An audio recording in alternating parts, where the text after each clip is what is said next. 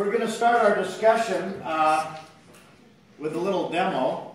I have here a setup where I have two spring scales that read forces in newtons.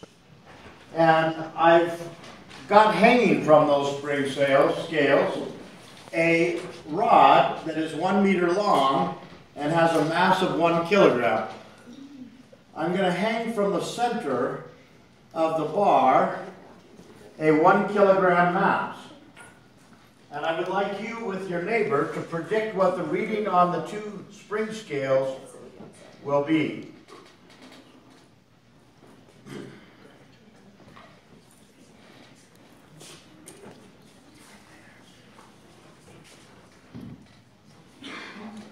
Pretty easy, isn't it?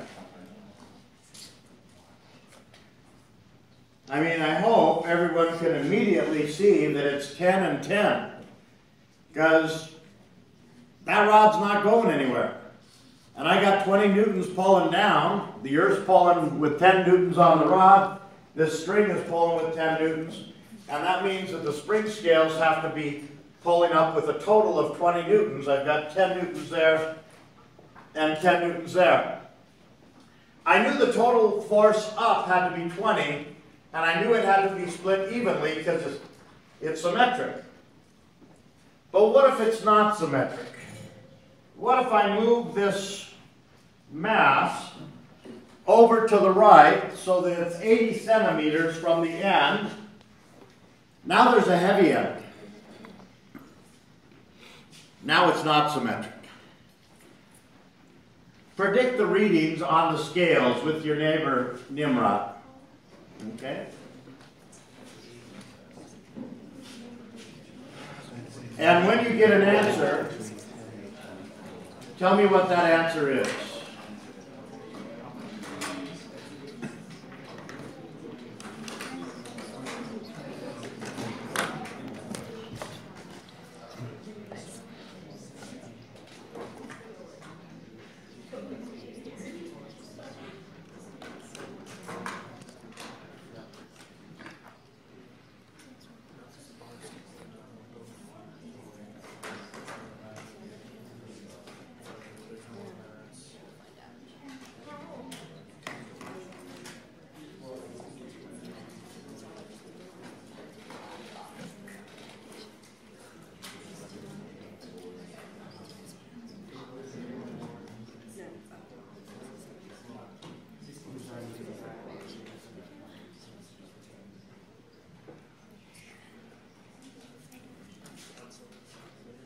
Okay, have we all voted?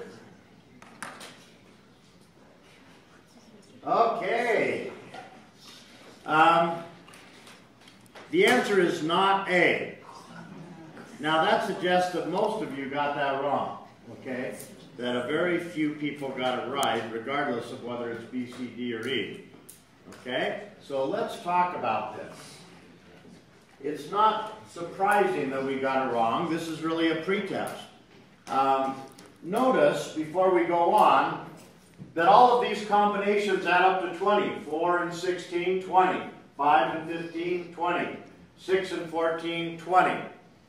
Newton's second law is still valid. I still have to balance all the force down with all the force up. So the total force up still has to be 20 newtons.